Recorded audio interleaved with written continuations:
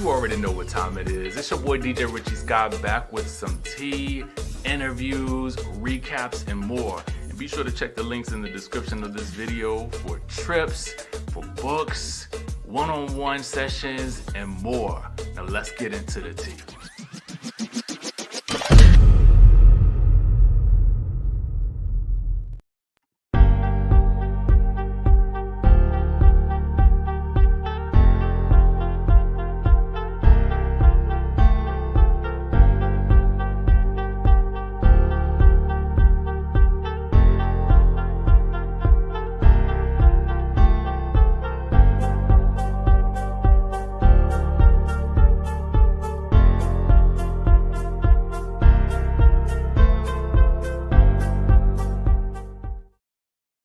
Skye Squad, we are back in the building with a midday live, baby. Surprise, surprise.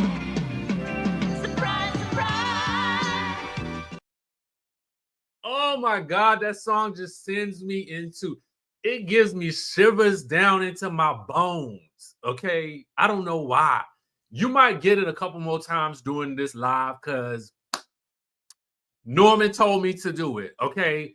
And when things go wrong, it was Norman's fault, all right? Norman is back at work, furiously typing on his typewriter because Norman does not believe in technology.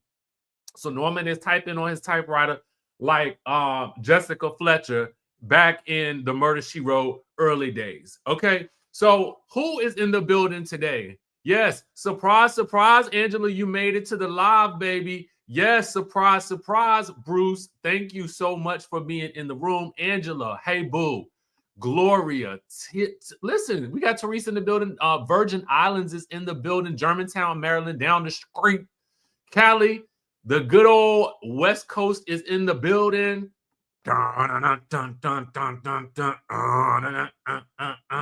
California. Mobile, Alabama, Kansas City, I see you. Philly is in the house. Orlando, the Bay Area. Who else is up in here? Yes, Norman is back. Don't be giving him too much. Don't y'all give him too much. He barely working, barely doing anything on the typewriter. I had to put him in another room. Okay, don't be giving Norman too much. Norman's trying to get his own YouTube channel. I found out. Before you get comfortable, yes, hit that like button. It's 266 in the room right now. Go ahead and hit that like button. Come on, DC. You hear that clickety clack in the background? It gives me life too. I mean, I don't know what it is. So don't be surprised if you get it again. Okay. All right. Queen Bee More. Hey. Sneaking at work. Okay. We ain't gonna tell your boss, boo. We're not gonna tell it. We ain't gonna tell it. We ain't gonna tell it, bro. We ain't gonna tell it. We is not gonna tell on you. Your secret is safe over here in our live chat. Come on, Vegas. I'm supposed to be in Vegas at the end of July. So, Latoya, we might have to link up. Okay. Oh, the Netherlands is in the building. Hallelujah. That's where I need to be visiting. Oh, it's snowing there. I see some snow outside the window here too in Maryland. So we ain't that far behind you, I don't think. Not in your drawers. Well, you get comfortable, friend. Get comfortable. Get comfortable. That'd be all right. We worldwide up in here. All right, y'all know we got to do our greetings and salutations before we get into the tea. And so this is one of my favorite parts of doing lives is seeing where y'all at. Also recognizing familiar faces. I love it when I can see your beautiful faces down here in the live and I can highlight it on the screen. Don't worry, Queen Bee More is coming your way. Florida's in the building. Hey, boo. Hey, boo thing. Fredericksburg, is it snowing there or is it just rain, boo? Hi, Lashandra. Hi, Lashandra. How you doing? What's going on, William? While testing at work, if they want me to work, they'll let me have it. There you go. There you go. There you go. Nashville. Oh, Nashville got the snow too, baby. I'm sorry. I'm sorry. I'm sorry. Oh, much love to you, Nathan. Much love to you. In the Philly, baby. Oh, it's snowing here already. Doggone it. Dang. We ain't escaping this snow. Okay. Guess who's back? Oh, even the Huntsville got some snow. Lord have mercy. Okay, so what y'all want first? Let's get into the Basketball Wives tea of it all. Basketball Wives is currently filming. Yes. So, initially when I heard about Brittany rejoining Basketball Wives, I was like, how are they going to do that? Because, she has a whole new life now. So I just wouldn't have expected her to rejoin the reality TV world, especially with the way she left. And if you follow her on Instagram, you sort of get a different vibe from her now. But, I would have to say, shout out to Basketball Wives for, I feel like, being progressive and maybe looking beyond just having drama for the sake of drama. Last season of Basketball Wives, to me,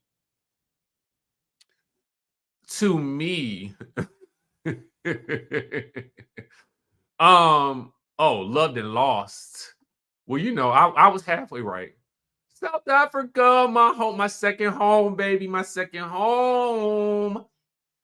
All right. Okay, so let's get into it, Bruce. This is a good question. With the new cast members, do I think it'll be a good season? I thought last season was good. I thought last season was so good, so juicy, so all over the place, that it was a solid season. It was such a solid season. So now that Brooke is gone, now that Jaceel is gone, I'm kind of like, okay, what do we have left, right? So our friends over at Reality Chat always got the Basketball Wives tea, so definitely be following. We still got Jackie Christie. We still got Jennifer Williams. We still got Brandy Maxio. We also have Evelyn Lozada, and we also have Brittany Renner. We have Tai Young, and we have Ming Lee. Now, remember we talked about it the other day when we said, the Tai Young and the Ming Lee of it all. I believe they're dating, but if I'm wrong, somebody jump through the screen and slap me. But I do believe that they are, I think they're dating. Ming Lee and Tai Young are dating. So when I press play on the clip here, I won't use the sound because it's music. You can see Brittany right here.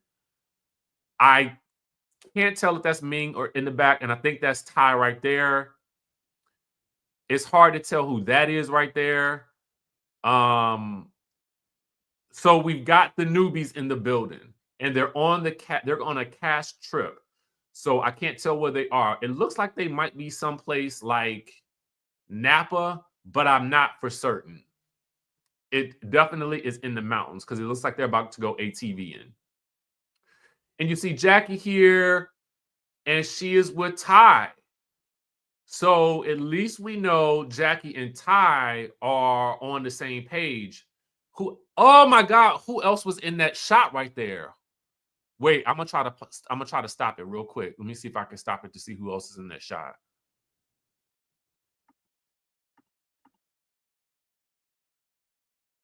Oh, it's hard to tell. It's hard to tell. I believe that was Ming over there on the side, but I cannot be for certain. So the Basketball Wives cast, as we have it here, would be, like I said, Jackie Christie, Jennifer Williams, Brittany Renner, Brandy Maxio. It says Tai Young, Ming Lee, and Evelyn Lozada. So that's 7 cast members. I do think that you should probably add in 1 or 2 extras just to be on the safe side with this, unless they're really knee deep into filming and you can tell ain't nobody going nowhere. So I don't know. I really don't know.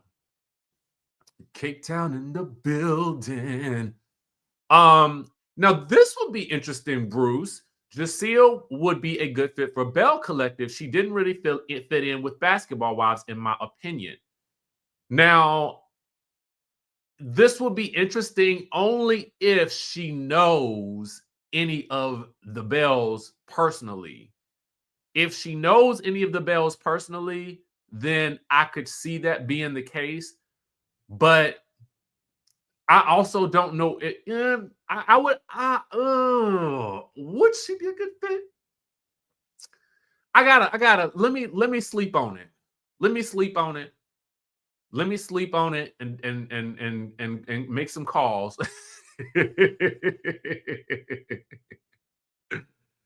Jackie is a perennial favorite. Brooke. In terms of Brooke, if you guys are not following Brooke on Instagram, follow her. Brooke is living her best African life. She and her new man, he is an artist. She is all around the world. She is partying with Phaedra, and she is partying with Portia over there when they were over there.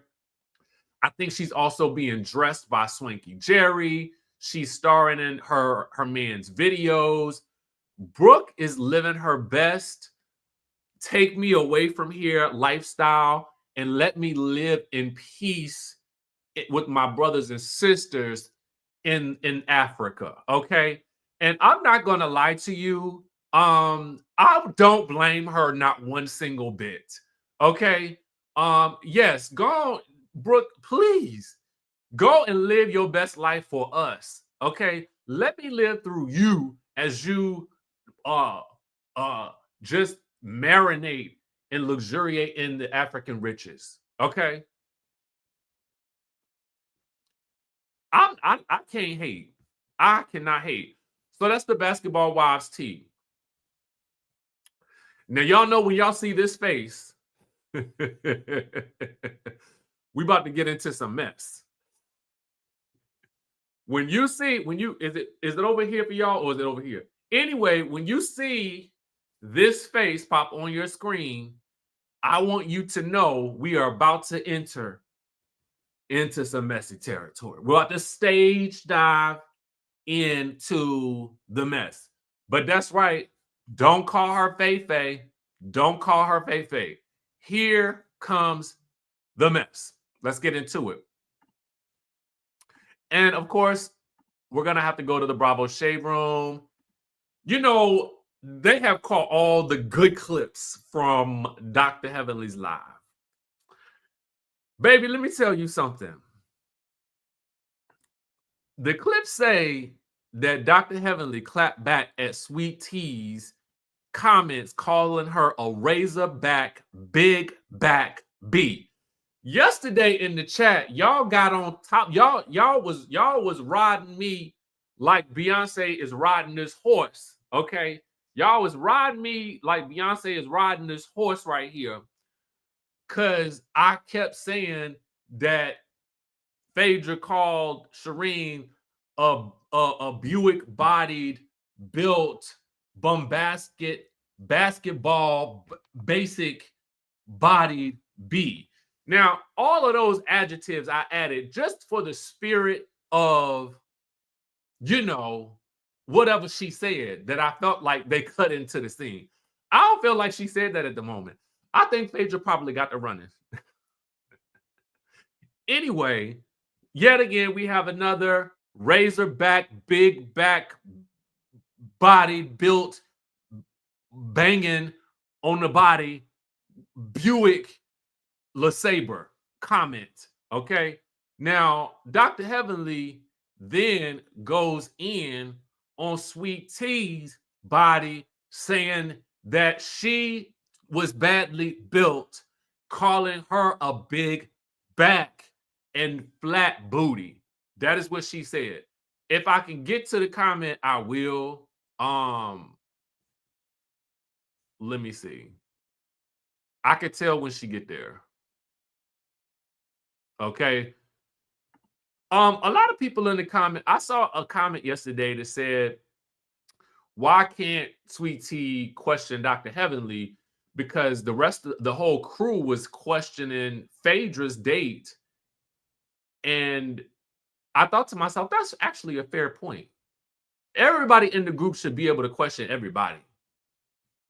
I do feel like that. If it works, if it's good for the goose, it's good for the gander.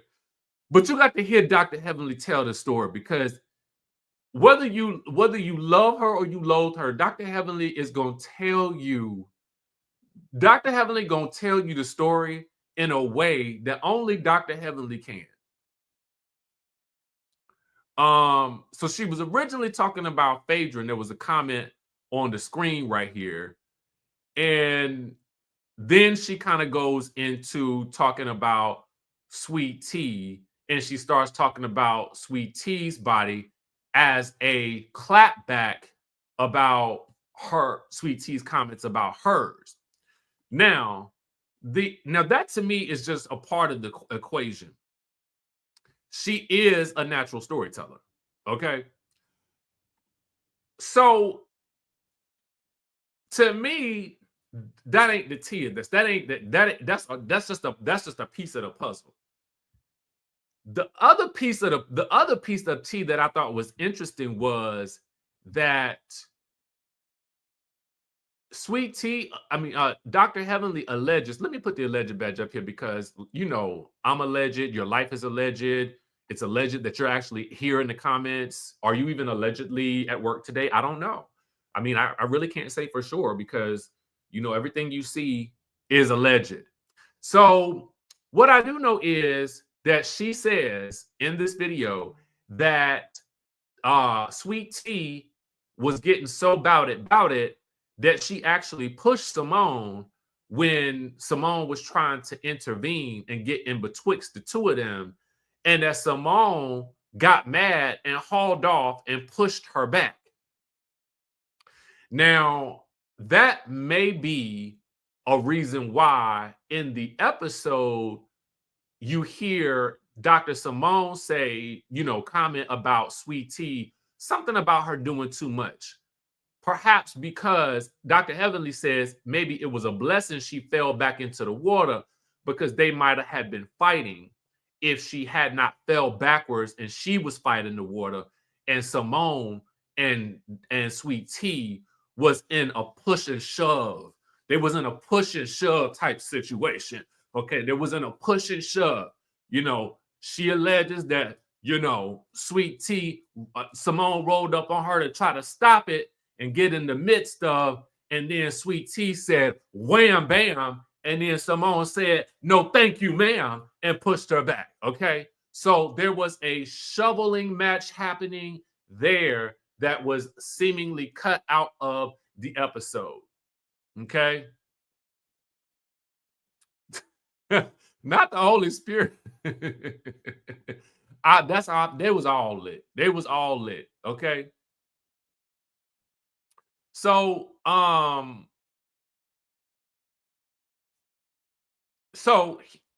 now we got the push and shove with Simone. Then Dr. Heavenly said, oh, Lord, the snow is coming down. Oh, Lord. Anyway. Boss Lady V, now thank you for that super chat. Now, I don't know nothing. I don't know nothing about this. I don't know nothing about this. I have no clue about that. I ain't heard nothing about it. I'm just going to say thank you for the super chat, baby, because I love you and I appreciate the super chat. I ain't heard nothing about that. Okay? But there's a push and a shove. And it sounds to me like Cecil and now, if you're talking about the Curtis one, now we did hear about that. That was a couple of seasons ago. Are you talking about Tammy? He said that was just his friend that he played golf with. That was all that was. That was the golfing buddy. Is that what you're talking about? Well, Curtis had gotten some trouble with Doc when he was, I don't know if he was vacationing with somebody else or something. They had photographed him and someone else at the time. I think it was season 7. I cannot recall what season it was. Who know what season it was? Anybody know what season that was? Y'all remember that season that Dr. Jackie and Curtis had their thing? Yeah, I don't think that either. I think that Cecil's problem was just spending but was prioritizing his friendship with this woman who he obviously leaned on. But I don't think it was a cheating situation unless it's more that I know about it. I don't know. I don't know. I don't know. Was it season 6? I can't recall. I cannot recall.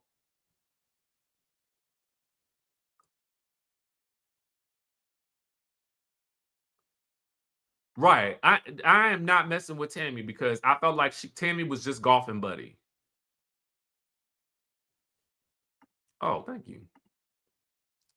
Okay, anyway, let's get back. I digressed. So she then says, Dr. Heavenly then says she alleges that Sweet Tea was gonna go and try to fight King and allegedly says she was gonna use her military powers.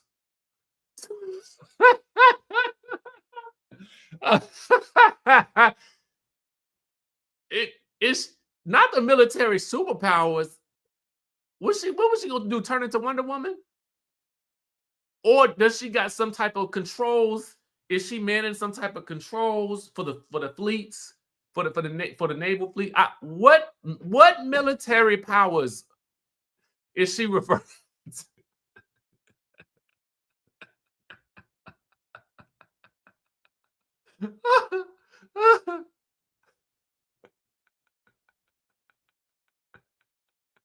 Did she take the super soldier serum? Like, I'm trying to figure out like what the military powers were.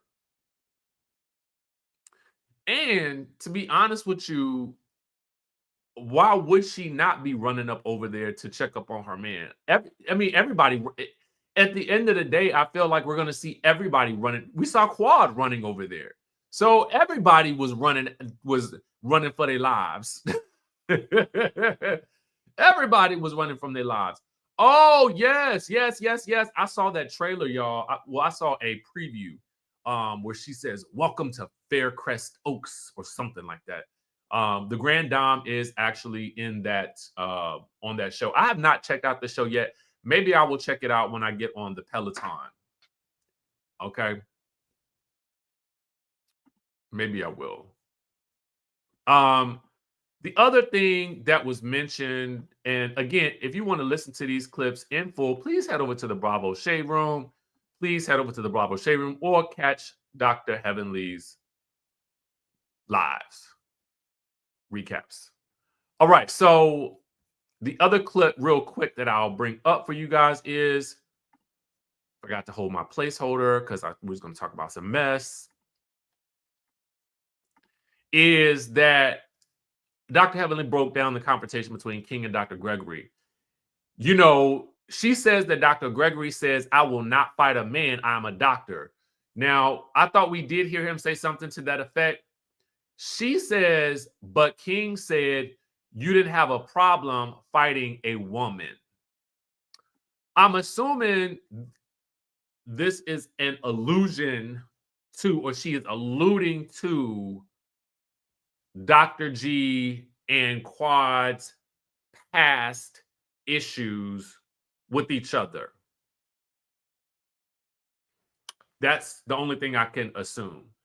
But I don't know if they did they both get in trouble for that?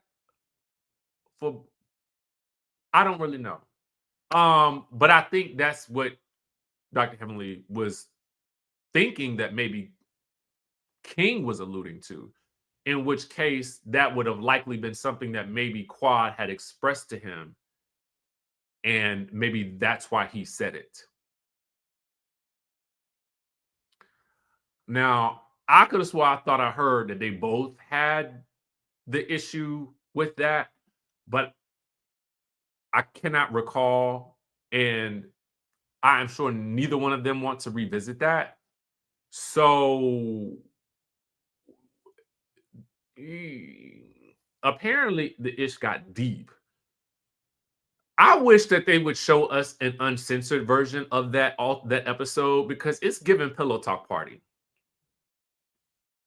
The whole episode is given pillow talk party now that I think about it. It is. And now I got to go back and watch the pillow talk. All right. Real quick, I want to talk to you guys about Love and Hip Hop.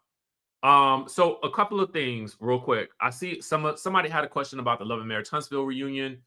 So for me, a lot of you guys know that on a lot of weekends I will drive home, to help my mom out. Honestly, I really don't think she'd be needing my help, but I think that it's just more helpful for me emotionally and mentally. That's just some real stuff. If you guys want to hear how I've been coping with that, I'll put a video up on my personal channel to tell you guys more about my experience, over these past 2 months. But typically for Love and Marriage Huntsville, I will get the screener. So if I get the screener, I will watch it on my drive home. And that's why you will see me in the car a lot of times doing the Love and Marriage Huntsville recaps. Because when I get to my mom's house on Saturday night, I spend my time with her and I go with her to church on Sunday mornings. So it is difficult if I don't get the screener. If I don't get the screener, then you won't see a review for the show. At least within these past couple of weeks. I mean, well, this really has been the past 2 months, because it's been 2 months at this point. So I didn't get the last two episodes were not in my screeners.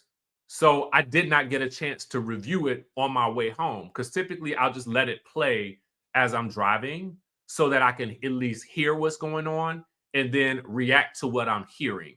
And I'll do it in the car so that I can, try to save some time so I can spend it with my mom. So because I didn't see those 2 episodes, they weren't there. They're not there for me to watch, for me to preview. So I don't want to sacrifice my Sunday mornings with my mom and my Saturday nights with my mom. So that's why you haven't seen a recap for those. Sometimes you won't see a recap for Love and Hip Hop or Real Housewives of Beverly Hills, because I'm usually traveling back on either that Tuesday or that Monday, between Monday, Tuesday, and Wednesday. So it's sometimes, and I don't get screeners for either one of those. So when I get back home, I'm just tired. And so the next day, it's usually some type of news pop in. So I usually just focus on the news, because it doesn't require me to have to sit down and take my entire morning to watch the episodes and then come and recap them. But I did that today. So if that helps you understand sort of what my strategy has been, that's why I have not been able to recap Love and Marriage Huntsville, and I've been a little bit inconsistent with my recaps for Love and Hip Hop and Real Housewives of Beverly Hills. I'm going to talk about Love and Hip Hop really, really quickly, though, because some things did stick out to me. This is season 12, episode 21. It's called Skating the Issue. The Harrises continue to be the talk of the streets as Jessica reveals that she caught Mendeecees riding dirty. First things first, let me talk about it. As an episode and as a whole, I would have to give this episode like maybe an 8. One of the things that I feel like is sometimes troubling for me about Love and Hip Hop, although it probably works to Love and Hip Hop's favor, is that they got a lot of cast members. It's just a lot of people on this show. And I think ultimately it works to their advantage. But sometimes I be forgetting that people are on the show. Like, I have forgotten that Erica Banks was on the show. But Erica Banks is only on the show in terms of bringing in some of the mess. For instance, she is now, well, her and I suppose Zell have relationships with 2 women that Carly's new man has had either a baby with or some type of liaison with. And, I just kind of feel like, does Carly really be in love with these men, or does she just attract like chaos into her life? There's a part of me that feels like Carly just attracts chaos. And I don't know if it's for the show of it all, because this is the way she funds her businesses. I don't really know. All I know is it's like, girl, like, do you check anybody's whole facts before you get with them? What do I mean by whole facts? I just mean, do you just sort of ask around and say, hey, hey, girlfriends, I just want to know, do you know anything? Like, I get it. When you start dating somebody in this day and age, you probably sometimes want to keep it to yourself, right? Until you for certain. But like, when you get to the for certain point, do you ever just say, like, you know what? Let me just ask a couple of my girlfriends. Do you know this person, or do you know anything about them? Or do they got any other, like, is there anybody else on their roster right now that's having a baby that I should know about? Like just any little thing. Like, just do a little checkerization. I feel like she don't be doing no checks and balances. None. Okay? Absolutely none. So I just feel like she is chaos. She is chaotic. She is chaotic. Okay? Chaotic ain't chaotic. And we ain't seen chaotic since he ran from Scrappy way back a couple of episodes ago. But to be quite honest with you, I don't blame him, because who coming on the show to fight? I'm trying to make chaotic is about making some money, okay? And chaotic is trying to make that YouTube money. All right. He's trying to make that YouTube money. I be telling you too to get a YouTube channel. All of y'all sitting up here on YouTube, y'all need to have a channel documenting your life. Okay? Now, if you want me to teach you how, I will teach you how. But all of y'all should have one. Anyway, so I feel like he's like, I'm about making my coins. I'm not about fighting Scrappy on TV. Meanwhile, Erica Banks is friends with all the girls. She is friends with Jasmine, Kirk, and Rashida's. I was about to call her a sister wife. Lord, please forgive me for that. That is not, they are not sister wives. But it would be easier if they were, because if Kirk wants to take this baby and have like joint custody or whatever he was saying the other week, I feel like this. I said it at the beginning of the season. Move the girl into your home. Okay? That way everybody can just get whatever they need to get from the situation. He claimed he got to keep giving her money to get her hair done, nails did, lips done, or whatever the case may be, allegedly. If she want more money, put her on in. I know y'all got a second home on the compound, okay? Put her in the second home on the compound and just let her live with you. That way we don't have to have all these issues. And then I don't know what type of situation, what type of marriage Kirk and Rashida have. Listen, I don't care, to be honest with you, because that's their business. But it would just seem to me we can alleviate all of this chaos with all of them, and y'all can just raise each other. Okay. Bring her to the house, let her move down into the basement, and then everybody gets what they want some kind of way. Y'all may disagree. You may disagree, but I guarantee you everybody's lives will be easier.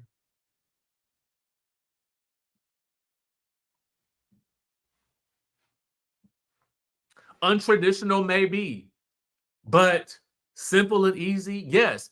We already know Jasmine like Rashida's cooking. So, I mean, I think it's a win-win. It's a win-win. It is a win-win. Is that true? Why? He wasn't the one that threw anything. Scrappy was the one that threw something at him. Yes, in the basement. Now, thank you, Kay Avery. It just makes sense. It's so much cheaper. We can all save some money. So anyway, Erica brings the girls together. Erica, Racine, Jasmine, Jessica and Shekinah. Shekinah been popping up a bit more lately, so obviously she's gonna have to carry the bones. That's my assessment. My assessment is going to be that it is going to be Shekinah that spills the tea to somebody, because in this scene right here, Jessica lets it be known that Mendeecees has allegedly tried to holler at her niece or something like that, and apparently Erica Racine alleges that Mendeecees has somehow silenced this other young lady. Now how he has silenced her, I really don't know, but yeah. So now Jessica is in the mix, and to that I would say this: I don't really know if like did Yandy and Mendeecees have maybe some, when he wasn't wearing his wedding ring and they were going through their tough times, did he like did something, maybe did they take a break and that's when all of these things happen? I really don't know, because we do know that there was a period of time where they were going through and he wasn't wearing his wedding ring and they were having issues. If it was during that time, I mean, I don't know what to say. I mean, that's my only reasonable explanation. That's the only thing that is reasonable. Because otherwise, it's like I never understand why would you make someone think, why would you want to make a woman think that that she is going to be your new everything, and then expect that she won't be mad when you then go back to your old situation? That never makes sense to me. Because as a woman, dude, like I can't even imagine that sometimes the women that the woman would require all that in the beginning, or maybe is that the way that some men think about these things? They think they got to say this or that in order to get their way in. I really don't know. It's confusing to me. But the common thread here seems to be that the women involved seem to think that there is going to be more to whatever it is that they have with these guys. And then somehow things seem to shift. And then they realize that it's not going to be the case. Take, for instance, the young lady that was talking to Erica Banks earlier.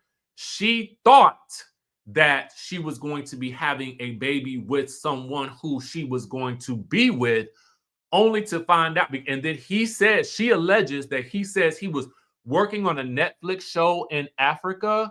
And now she is in a situation where she has found out that no, he's with Carly Red. And then Carly Red, girl, why would you get online typing anything about somebody's baby not being anything less than cute? Like, Carly, at our big ages, and I mean over the age of 30, if you are over the age of 35, 30, I'm gonna give people in their 20s a little bit of grace. But how uncouth is it to write that on someone's social media page about their baby? Why would you do that? And then only for you to yourself be then also trying to conceive. It makes absolutely no sense to me. None. So you find yourself now in a situation where Erica Banks is trying to broker some peace between the women in Carly's man's life and Carly. But Carly does herself absolutely no favors by also engaging in antagonizing behavior. And it's like, Carly, you got to recognize, like, you are your own worst enemy in these situations. And I hope it's not for the show, because even that is making you look bad. So just stop it. The other big thing that happens in this episode is Spice, Santana, and I think Shakana is there yet again, are welcoming Rennie Rucci back to the group. Rennie has had the baby. She is ready to hit the streets and hang out with the people. And Rennie can't seem to catch a break on her events, can she? Because every event she has, somebody utterly destroys it. Okay. So they at the skating park, the skate rink. Okay. I'm going to tell y'all the truth. You can't pay me to put on a pair of skates now. First of all, let me tell y'all something. I am 6'3". It is a long way from here to the floor. Okay. It's a very, very long way from here to the floor. The last thing I need to be doing is risking my life purposely, okay, by clambering to the floor on a pair of skates. I just ain't gonna do it. If you invite me to your skate party, do you know what I'm not gonna do? I'm not gonna skate. I'm not even gonna put the skate on. Yes, I'm just not gonna do it. I am risk averse at this point, okay? I ain't trying to put nope. You won't see me do it. You just won't. Not even for the fun of it. I will roll a skater through the across the floor, but I won't be in it. Anyway, chime down if you still skate. Thank you, Dawn. I appreciate you. I just want to know if you still skate. Wait, she ain't in the show?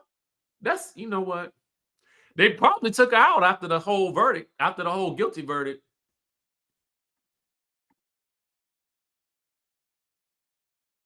I ain't gonna do it. Okay, I just ain't gonna do it. God bless you, humble me. You a no limit soldier, baby. You a no limit soldier. Ain't nobody got time for that. Ain't nobody got time for that. Oh, not the spit on the floor. Oh God, no. I will. Queen Boss. If you think I ain't getting on a roller skate, I certainly ain't getting on the ice skate. I'd be so nervous on the ice skating. That's where I really developed my fear of getting on any type of rink at all, because it hurts doubly hard when you fall on an ice skate. And I got to be worried about somebody sliding through and sliding across my finger. Absolutely not. Looking fingerless. No. Looking like this. No. You won't slide over my fingers. Not today. Not today. So, anywho, they down to the skating rink, and what starts off as Saucy telling Spice about Zell and whatever the baby drama is. Of course, we have learned that he's not now having a baby with this young lady, and we saw in previous weeks that Zell and Saucy had a confrontation for which Zell seemed to, place some of that blame on Santana for allegedly antagonizing this young lady. So as Saucy is telling this story to Spice and Rennie, Saucy also goes into like, now he's making some music about this and about me and about this situation. And that's why I don't want to be on your Love and Hip Hop album, because it was about to be some clown stuff. Okay. It was about to, okay. It was about to be some clown stuff. Now, this is where Spice gets annoyed, because Spice is really working to put her heart and soul into this project. Now, let me just say this. I'm going to say it and I'm going to take it back. The conversation was going well until it wasn't. Saucy is technically right on one aspect of this. Spice's cast album is very confusing to, I think, American artists, because not even who else didn't get it? Jock didn't understand it. You know, putting all of those rappers on the same beat does not feel like a traditional hip hop album. I have since come to learn that that is more of a, I mean, that's it's like a cipher type album wherein the rhythm is the same, okay, throughout, and you will have the different artists jumping in on it. Now, culturally speaking, for a lot of hip hop artists here in the United States, they are going to want to have their own song. They are going to want to have their own beat. They are going to want either their own collaboration with Spice on a specific song, because in their minds, that is what an album makes. So when you couple the fact that there is a very large gap in the understanding of what she wants from the album, mixing that in with people throwing disses at each other on the same beat, it feels like you're saying everybody's on one long song taking shots at each other. Exactly. Not everybody knows that. But even if you come to the table as Spice and you say, "Oh, I want you to be," as Spice says, "I want you to be on the album. I'm producing it, and you're going to be on the album with me." My expectation, as it had been earlier, until I finally understood this concept, and I consider myself a lover of dance hall, Caribbean music, you know what I'm saying? Like Afro beats, like just all types of cultural, you know, black cultural, like it's just that, you know, like it's just it's a vibe. You know what I'm saying? Like that's me. That's what I listen to all day. But even I was not aware of what it is that she really wanted. So they weren't, I know that they weren't either. You could tell they didn't get it. So that's why I agree with what Santana is saying about maybe not wanting to do that, because if you don't understand it, then you shouldn't do something you don't understand. But the problem is, I think that it coming from Saucy and him saying that it was a mess and it was a clown show, that's very offensive to Spice, who is putting her hard work into something that maybe you don't understand it. That doesn't mean because you don't understand it, it's not valid for me and what I'm trying to do.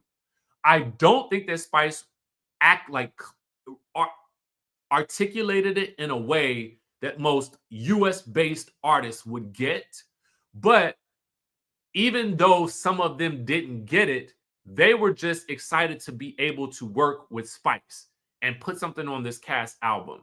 And for that, I don't think that that's a bad thing, because ultimately, even with the diss records, they were still able to come together at the end of the day and perform in London. So I understand a part of where Saucy was coming from, but then he took it left because it's not a clown show for her. This is making music. This is the core of hip hop.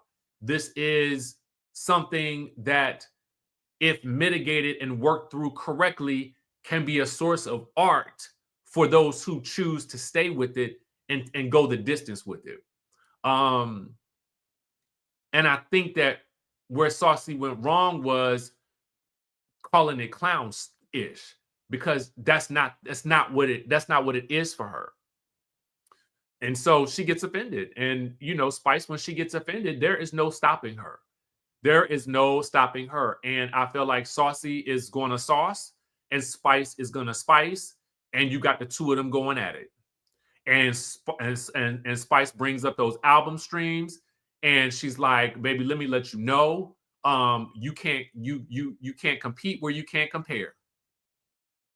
But for Saucy, he's like, well, the clubs I'm going to, they're not even playing your music.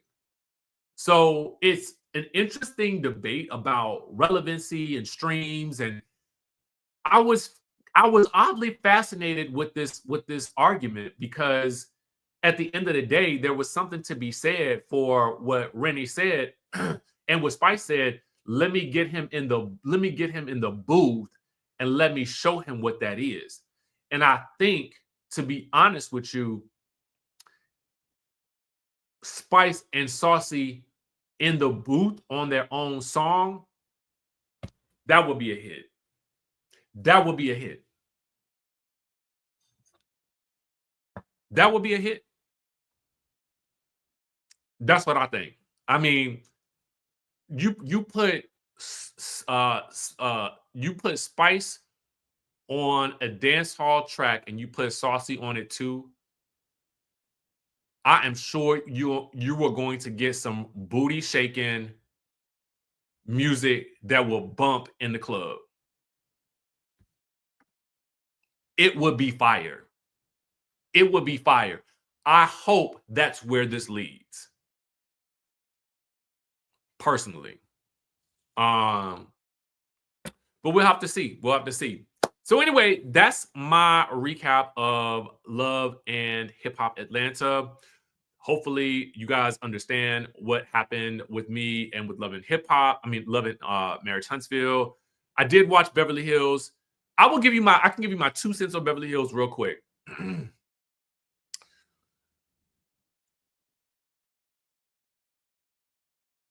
I personally feel like I love Bose on the show. But I also feel like Bose on the show is very much Team Dorit. And I don't think that there's a problem with that. I think that everybody deserves to have a friend on the show that they can that can back them up when they need it. But usually you see those things develop. Everybody on the show has had one of those people. Erica had it when she had Lisa Rinna. Lisa Rinna had it when she had Erica, when it was her and Erica Jane. It used to be Kyle and Dorit and Teddy, or it used to be Kyle and Teddy. Now it's Garcelle and Sutton. But we saw those friendships build over time. And so I feel like what we see with Dorit and Bose is Bose as a new person on the show. I just don't see her ever film that much with any of the other ladies. So it does come across to me like Bose is strictly just Team Dorit, even when she doesn't always know the complete backstory. Now, 2 things can also be true. Bose can also maybe not see herself and thinks that she's being just the objective person, but she is 110% sure she's not being led by Dorit. I personally think that Bose I think that Bose thinks highly of herself. And I think she thinks highly of herself to the point where she doesn't believe that she could be led by anybody. But I feel like it's not necessarily a purposeful being led. I think it's just being led based on circumstance. You got to know Dorit better and you got to know her first. And I think it's a natural human inclination to stick with somebody that is sticking with you. Especially for Bose to have been introduced to the group. We know what that really means. I mean, like really, by Sutton. Sutton, we know, is a walking catastrophe. And we know that Sutton and Garcelle had to become friends with each other because it was all of the rest of the women against them. They didn't have a choice. It almost feels like they kind of trauma bonded to a certain degree. We've had to kind of rally together because these other women were against the 2 of them. And in terms of what Erica said last night about Garcelle always sticking up for Sutton, that doesn't always happen. Sutton gets in too many arguments for Garcelle to always be her mouthpiece. There are plenty of times I feel like you see Garcelle chastise Sutton and give her the real deal. But I also feel like Sutton gets into it with people and she goes down with her own ship. I just kind of feel like Bose doesn't see herself as well as I feel like what is being shown to us as an audience. But I also said, like I said, two things can be true. Garcelle also found Kyle to be cold when she came into the group. So is there the possibility that Kyle has not been the most open to Bose? Absolutely. Because again, that was a common complaint amongst Garcelle when she first came onto the show. So it's not too hard to believe that Bose may be experiencing the same thing. But those are two separate issues, right? I do think Bose is very much up in it with Dorit. But I also think that Kyle can be perceived as cold. And I also think that as a result of Kyle being perceived as cold and Bose being so close with Dorit, that it is by de facto that they're not going to see eye to eye.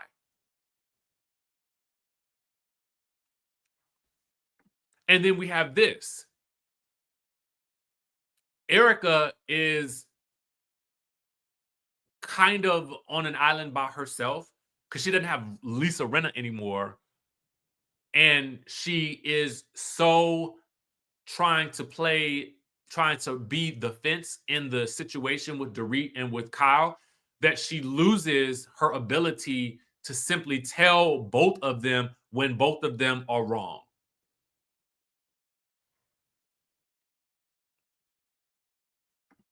That's a very good question.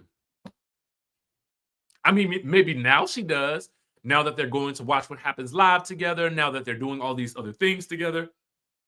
Maybe she does now. But I could also say that I can guarantee you Bose don't know as much about some of the other women as she knows about Dorit. And it doesn't even, based on how we see the episodes roll out, all we ever do is we see Bose either with her family, we see Bose with her man, and we see Bose with Dorit and Erica. And then maybe the group. But that's it. It's not like we see a lot of scenes where Bose is meeting up with Garcelle. We've maybe seen one. It's not like we see a lot of scenes where Bose is just meeting up with Erica. It's not like we see a lot of scenes where Bose is meeting up with, just Kathy or just Kyle. We typically see her simply just meeting with Dorit.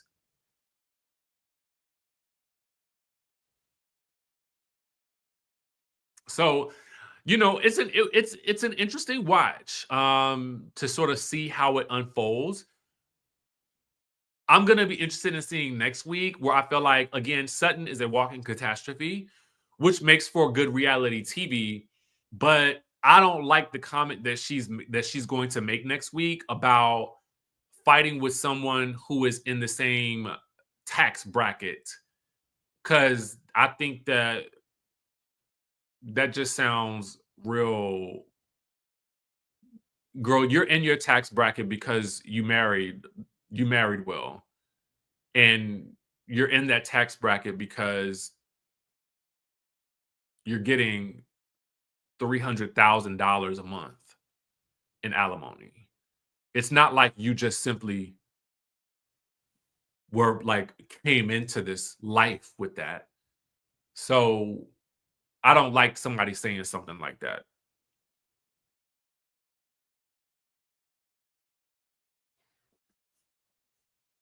I just don't. So I'm interested. I'm invested in this season. It's a slow burn to me, but I feel like not every show needs to be fighting to the on the sandbar. We get a bit of everybody's giving us something different. So I don't know, but that's my thoughts on Love and Hip Hop, Real Housewives of Beverly Hills. I at least wanted to make sure that I touched on both of those because I know that some of you guys are really, really invested in both of those shows as well. So I wanted to make sure we did this live. All right. So with that being said, y'all, I love y'all. Please hit the like button on your way out so we can get those likes and engagement up. Leave your comments down below.